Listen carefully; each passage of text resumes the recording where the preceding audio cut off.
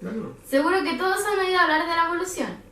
Y seguro que cuando escuchan la palabra evolución, se nos vienen a la cabeza cosas como los monos, los fósiles, Darwin o quizás esta imagen. ¿Pero sabemos qué es realmente la evolución? La evolución es un proceso universal que consiste en el cambio gradual de los seres vivos y del resto de objetos del mundo natural.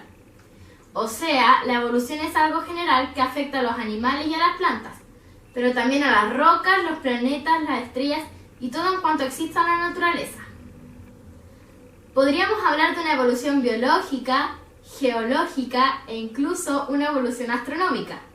Los procesos evolutivos requieren normalmente mucho tiempo y por tanto normalmente no somos capaces de percibirlos.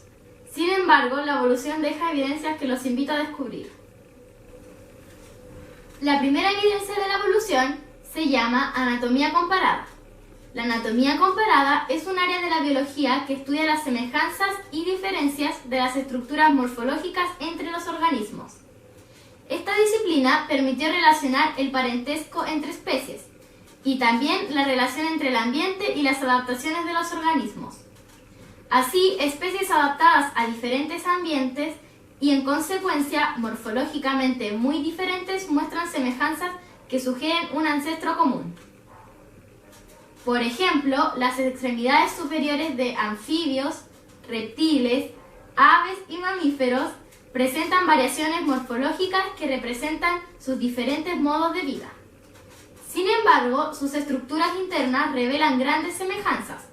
Los huesos, húmero, radio y cúbito están presentes en las extremidades de dichos organismos y han sido identificados también en fósiles. Esta evidencia sugiere un ancestro común para estos grupos de animales. Los órganos homólogos son aquellos que son similares en su estructura interna, pero que cumplen funciones diferentes dependiendo de la especie. Normalmente se presenta la similitud en los cuerpos porque proceden de un órgano ancestral común. Las funciones que cumplen los órganos homólogos pueden llegar a ser totalmente diferentes, porque las especies se han adaptado a las características del medio ambiente donde viven. El desarrollo de los órganos homólogos sucede gracias a la evolución divergente, donde dos especies emparentadas cambian una estructura ancestral común durante su evolución para poder sobrevivir realizando diferentes funciones. Por esto se dice que los órganos son homólogos cuando tienen el mismo origen evolutivo, es decir, un antepasado común, aunque se hayan desarrollado cumpliendo diferentes funciones con diferentes propósitos. En esta imagen vemos cómo una extremidad superior tiene la misma estructura ósea. Por ejemplo, el hombre la usa para agarrar cosas, el perro para caminar y el ave para volar, en cuanto a la ballena para nadar.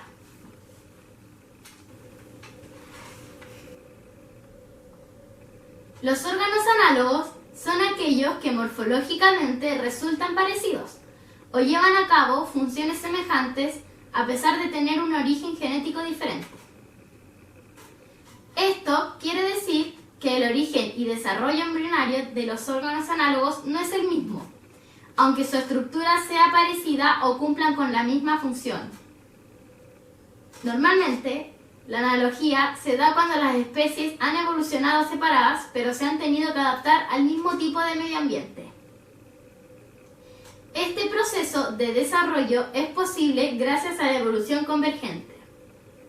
Aquí, organismos que han tenido que evolucionar totalmente separados desarrollan características similares, debido a que las condiciones ambientales donde se desenvuelven son bastante parecidas.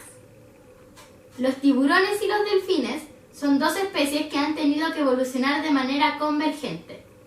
Recordemos que el delfín es un mamífero y el tiburón no, pero ambos tienen aletas que usan para desplazarse por el océano. Otro ejemplo, las alas de un pájaro y una mariposa son morfológicamente diferentes, pero ambos les sirven para volar, como podemos observar en la imagen. Este estudio está basado en el estudio comparado del desarrollo embrionario de distintos seres vivos.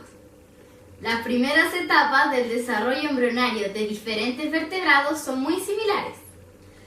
lo que indica que provienen de un antepasado común.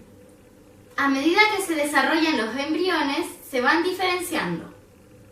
Las especies más emparentadas tienen más fases semejantes de desarrollo embrionario. Los embriones de vertebrados, tan distintos como peces, aves, tortugas, humanos, etc., son similares, con cola y hendiduras branquiales, aunque después solo los peces desarrollan las branquias. El resto se va diferenciando según avanza su desarrollo. El estudio de los embriones de los distintos vertebrados aporta información sobre el desarrollo evolutivo de estas especies, ya que son iguales en las primeras fases de desarrollo. Conforme avanza el desarrollo embrionario, el embrión de cada especie se va diferenciando, siendo más parecidos cuanto mayor sea el grado de parentesco de las especies.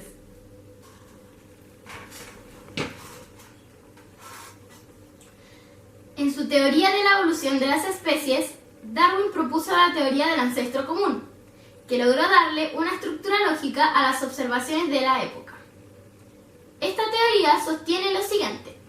1. Las especies cambian con el tiempo, evolucionan y este cambio es heredable. 2. El cambio biológico es gradual y tarda mucho tiempo en producirse. 3. Las especies están formadas por individuos que no son idénticos entre sí, es decir, que presentan variabilidad. 4. Las especies descienden de un ancestro común. 5. Las especies semejantes descienden de ancestros comunes más cercanos en el tiempo, es decir, su separación es relativamente reciente. Las especies menos emparentadas tienen ancestros comunes más lejanos en el tiempo, los cuales se diversificaron en muchos grupos. En consecuencia, si seguimos retrocediendo en el tiempo, hallaremos un único origen para todos los seres vivos. Las estructuras vestigiales son órganos o estructuras óseas cuya función original se ha perdido durante la evolución y suele ser muy reducido en tamaño. No debemos ir muy lejos para conocer estas estructuras. En nuestro propio cuerpo las podemos hallar rápidamente. La muela del juicio es una formación molar que está desapareciendo. Algunas personas la desarrollan y otras no, ya que por los hábitos alimenticios ya no son necesarias. El coxis son restos de una cola. Este pequeño pliegue en el ojo es evidencia de un antiguo tercer párpado. Para los primates, el movimiento de las orejas les es muy útil para ubicar sonidos y posibles amenazas en el ambiente. Los humanos tenemos ese músculo en la oreja, pero se han atrofiado y apenas se puede observar.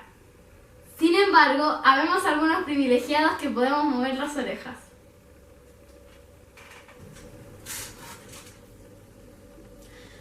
Un fósil es cualquier evidencia reconocible de vida en el pasado. Las pruebas de los fósiles son aquellas que nos muestran que muchos tipos de organismos extintos fueron muy diferentes de los actuales, permitiéndonos mostrar los estados de transición de unas formas a otras. Fósiles por petrificación. Se denomina así a aquellos restos, huellas o rastros de seres vivos, plantas y animales que se convirtieron en piedra a través de los procesos sedimentarios. Fósiles por impresiones o huellas. Tal cual lo indica su nombre, este tipo se encuentra compuesto por restos o vestigios del pasado de animales o plantas que han quedado grabados en la tierra. Esto ha sido posible en múltiples ocasiones con la ayuda del barro o la arcilla natural, que por causas naturales se secaron conservando estos indicios de vidas pasadas. Fósiles en ámbar. Cuando los animales pequeños o insectos que han quedado atrapados en la resina de algunos árboles, al secarse, deja verse como una burbuja que encapsula su interior vida pasada. Fósiles por congelación. Este sin duda es el tipo de fósiles que los exploradores más desean hallar. Consiste en animales y plantas que por procesos de formación de glaciares han quedado atrapados en el hielo. Es gracias a la capacidad del hielo de no producir corrosiones que los fósiles de este tipo son verdaderas reliquias. En la actualidad, debido al calentamiento global y el derretimiento de los glaciares, varios de estos ejemplares han salido a la luz. La biogeografía es la ciencia que se encarga de investigar las causas y los efectos de la distribución de los organismos vivos sobre el planeta. Sus objetivos principales se fundamentan en el análisis de las condiciones convenientes para la aparición y reproducción y extinción de los organismos vivos, así como también la clasificación de la forma como se encuentran distribuidas las especies vegetales y animales en las diferentes zonas geográficas. El movimiento de los continentes tuvo una gran influencia en los seres vivos. Su lenta separación aisló a especies terrestres, lo que favoreció que surgieran nuevas especies y se extinguieran muchos otros organismos. Los diversos fósiles que se encuentran en la actualidad permiten recrear la ubicación de estos continentes y sus condiciones ambientales en los diversos tiempos geológicos. Así, la deriva continental permite responder algunos interrogantes sobre la distribución de ciertas especies emparentadas en continentes que hoy están separados. Por ejemplo, América del Sur y África, en algún momento de la historia de la Tierra, fueron parte del supercontinente Pangea. Esto puede explicar ciertas similitudes entre especies en ambos continentes, cuyas diferencias se deberían a procesos de adaptación y cambio a través del largo tiempo en el que se han estado separadas. La evolución molecular es el proceso de cómo cambian los genes de una determinada población de organismos a lo largo del tiempo. Una de las técnicas para explorar los genes es el estudio de la secuencia del ADN. El ADN, ácido desoxirribonucleico, es el nombre químico de la molécula que contiene información genética en todos los seres vivos. La molécula de ADN consiste en dos cadenas que se enrollan entre ellas para formar una estructura de doble hélice. El estudio de la secuencia del ADN permite a los científicos comparar el ADN de diferentes especies y determinar las relaciones evolutivas. Las especies que tienen una formación genética similar tienen una relación evolutiva más cercana. En esta tabla se comparan las secuencias de ADN del hombre con 4 especies de monos. Según esta tabla, los gorilas son los que tienen mayor similitud con los humanos. En conclusión, yo creo que los estudios de la evidencia de la evolución son muy importantes, ya que nos han ayudado para saber sobre nuestro pasado. Al referirme a nosotros, me refiero a todo nuestro medio ambiente, tanto como animales, plantas y humanos, y también que nos ayudan para estudiar el futuro y cómo podríamos llegar a ser, en general, todos, en un futuro, cómo evolucionaríamos.